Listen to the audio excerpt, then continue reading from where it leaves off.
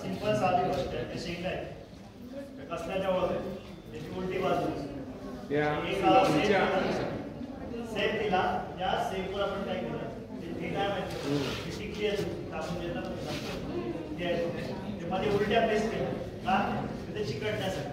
आता बघा हे जे फूल आहे ते कसं करायचं एक टिकली घ्यायची तर वन साइड गमून असतं त्याच्यावर तुमच्या पाकळ्या चिकटावं झेंडूच्या गुलाबाच्या त्याच्यावर दुसरी टिकली लावा एक फुल झालं.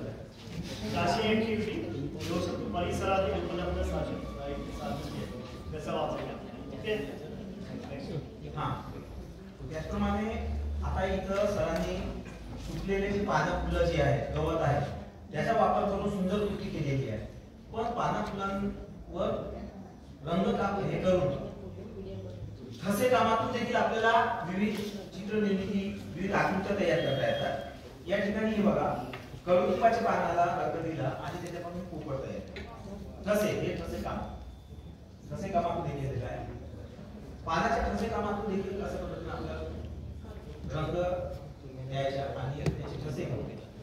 अंक्याची ठसेपासून विद्यार्थ्यांना लहान मुलांना खूप आवडतं करायला लावला.